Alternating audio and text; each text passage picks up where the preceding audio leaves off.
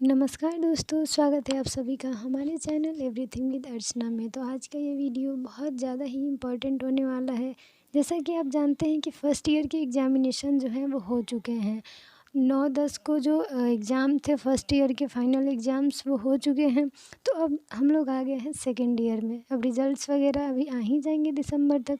तो second year का syllabus भी जानना ज़रूरी है। तो सेकेंड ईयर के सिलेबस में जो हमारा पहला पेपर होता है वो होता है कॉमन पेपर।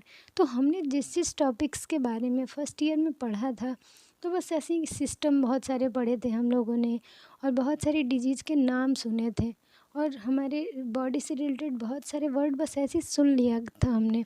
लेकिन उन सभी चीज़ों को अभी हम लोग डिटेल में पढ़ेंगे। तो उन सभी टॉपिक्स को हम लोग देख लेते हैं कि क्या क्या पढ़ना है सेकेंड ईयर में। तो इसमें जो हमारा पहला पेपर होता है वो कॉमन पेपर होता है।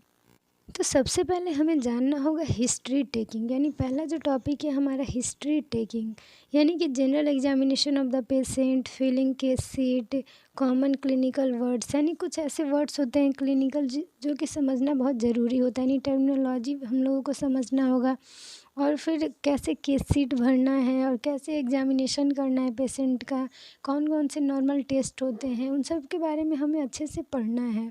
फिर सेकंड है हमारा हाइपोटेंशन, जिसमें हमें उसका डेफिनेशन जानना है और किस किस कारण से हाइपरटेंशन होता है, पैथोलॉजी क्या है, क्लिनिकल फीचर्स और इन्वेस्टिगेशंस कौन कौन से होते हैं, और इसे मैनेज कैसे करेंगे, यानी कौन कौन से मेडिकेशन और कौन कौन सी थेरेपी लेंगे तो हमारा हाइपरटेंशन जो है वो कंट्रोल में होगा।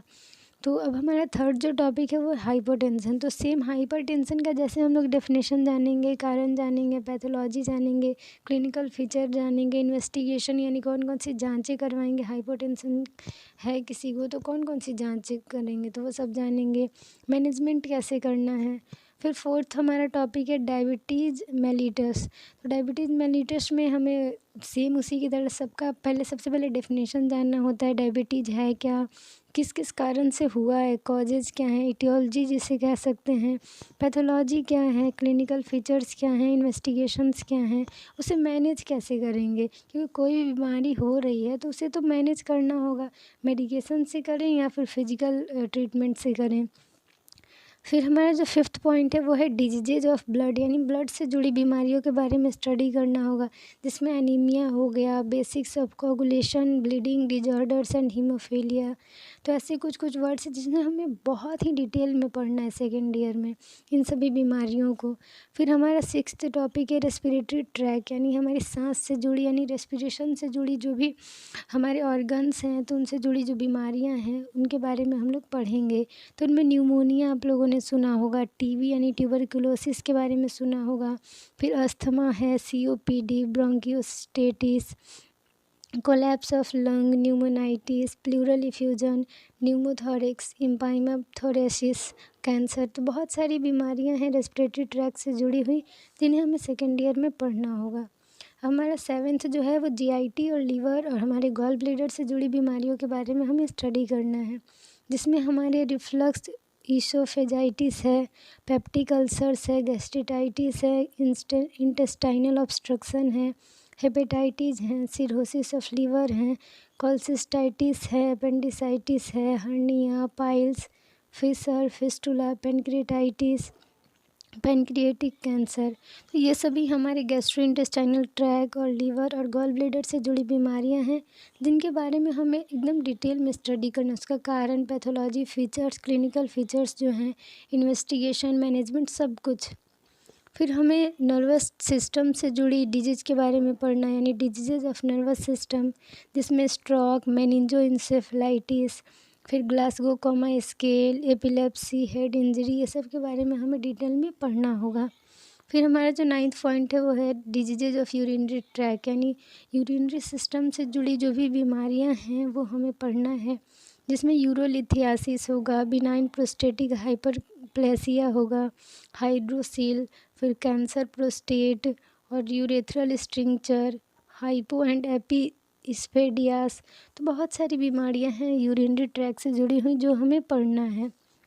फिर हमारा एंडोक्राइन सिस्टम से जुड़ी बीमारियां हैं, जिसमें डायबिटीज़ मेलिटस बहुत कॉमन है। फिर हमारा हाइपो एंड हाइपरथायरॉयडिज्म है, इनके बारे में हमें स्टडी करना होगा सेकेंड ईयर में।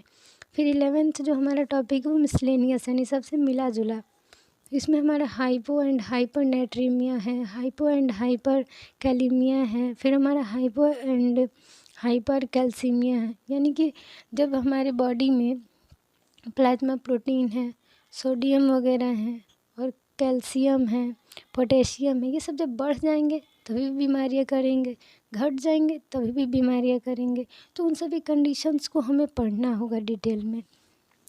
फिर जो हमारा ट्वेल्थ टॉपिक है उसमें हमारे इन्फेक्शियस डिजीज़ हैं, जिसमें हमें ट्यूबरकुलोसिस के बारे में पढ़ना होगा, टाइफाइड के बारे में, malaria, dengue fever, leprosy, AIDS और एमीबियासिस।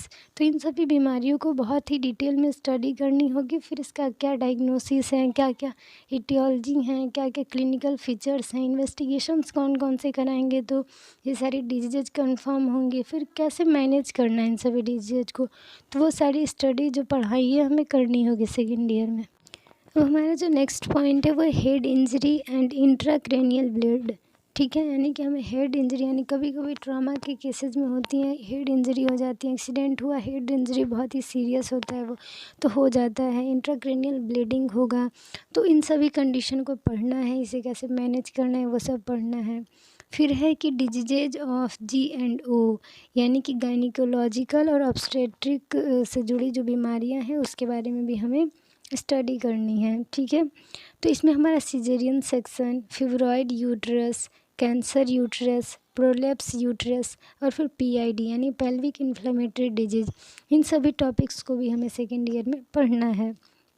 फिर हमारा जो नेक्स्ट टॉपिक है वो है basics about fracture and management. यानी फ्रैक्चर तो हमारे बॉडी के किसी पार्ट में हो सकता है, तो उन सभी फ्रैक्चर्स को हमें पढ़ना है, उन्हें कैसे मैनेज करना है वो भी पढ़ना है। फिर हमारा नेक्स्ट है PIVD एंड पोर्ट्स स्पाइन, तो इसके बारे में भी हमें पढ़ना है। और फिर हमें 17 जो हमारा नेक्स्ट जो टॉपिक है वो है ओरल कैविटी ट्यूमर्स। ठीक है, ओरल कैविटी ट्यूमर्स यानी जो हमारे माउथ में जो भी तरह के कैंसर हो रहे हैं, ट्यूमर हो रहे हैं, उसके बारे में भी हमें पढ़ना है। फिर हमारा नेक्स्ट है आई डिजीजेज, जिसमें हमारे जो कॉमन है वो है कैटरेक्ट और ग्लूकोमा। ठीक है, ग्लूकोमा और कैटरेक्ट के बारे में पढ़ना है। तो बहुत ही नॉर्मल ये डिजीजेज हैं जो कि कॉमनली आप कहीं ना कहीं सुने होंगे, मोतियाबिंद वगैरह ये सब। इसके बाद जो हमारा नेक्स्ट है वो ENT यानी ईयर नोज थ्रोट से जुड़ी बीमारियां हैं, जिसमें हमारा CSOM, ASOM, laryngeal tumour, nasal polyp, DNS यानी इन सभी बीमारियों के बारे में हमें पढ़ना होगा। इसके बाद हमारा जो है नेक्स्ट टॉपिक वो है पीडियाट्रिक सर्जरी, जिसमें हमारा diaphragmatic hernia, meningomyelocele and spina bifida, cystic hygroma, basic of congenital heart disease, Hirschsprung disease, anorectal malformation. तो ये सभी पीडियाट्रिक से जुड़ी यानी बच्चों में ये सारी बीमारियां होती हैं, उन सब के बारे में भी स्टडी करनी है। फिर हमारा जो सेकंड है वो नर्सिंग से रिलेटेड प्रोसीडर्स हैं, जिसमें जो पहला टॉपिक है उसमें टेम्परेचर मॉनिटरिंग एंड फीवर यानी टेम्परेचर कैसे मॉनिटर करना है और कितना से ज़्यादा टेम्परेचर होगा तो फीवर माना जाएगा, ये सभी कंडीशंस को हमें पढ़ना होगा। सेकंड है पल्स मॉनिटरिंग यानी कि SpO2 का सेचुरेशन जानना, ऑक्सीजन का सेचुरेशन जानना। थर्ड है BP मॉनिटरिंग यानी BP ब्लड प्रेशर को कैसे मॉनिटर करेंगे। रेस्पिरेटरी मॉनिटरिंग, ठीक है, यानी कि कितना कितना आपका रेस्पिरेशन रेट, ब्रीदिंग रेट हो रहा है। फिफ्थ है हमारा टाइप ऑफ इंजेक्शन रूट यानी कौन कौन से इंजेक्शन के रूट है, यानी रूट्स ऑफ ड्रग एडमिनिस्ट्रेशन आपने पढ़ा हो तो आपको कुछ ना कुछ आइडिया होगा इस टॉपिक के बारे में। फिर हमारा IM इंजेक्शन है, फिर IV इंजेक्शन, फिर हमारा सबक्यूटेनियस इंजेक्शन आता है, oxygen therapy, nebulisation, IV infusion, और आपको इन्फ्यूज़न पंप से कैसे इन्फ्यूज़न देना है यानी कैसे ड्रग एडमिनिस्टर करना है पेशेंट को, वो भी आपको सीखना होगा। केयर ऑफ़ अनकॉन्शियस पेशेंट यानी अनकॉन्शियस पेशेंट है उसका कैसे आप केयर करेंगे। फिर यूरिनरी कैथेटराइजेशन जो कि बहुत ज़्यादा ही कॉमन प्रोसीजर है हर एक पेशेंट में, जो कि थोड़ा सीरियस होता है, चल फिर नहीं सकता है, तो उसके लिए यूरिनरी कैथेटराइजेशन जो है बहुत ही ज़रूरी एक इम्पॉर्टेंट प्रोसीजर है जो कि करना होता है आपको।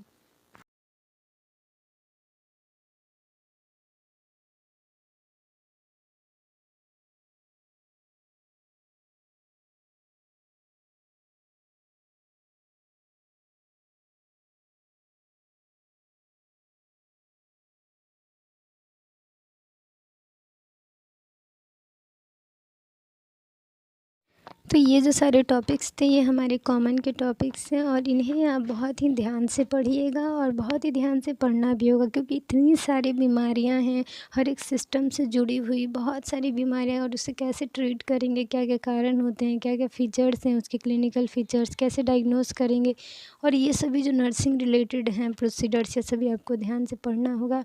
तो अब मिलते हैं नेक्स्ट वीडियो में। Thank you for watching my video.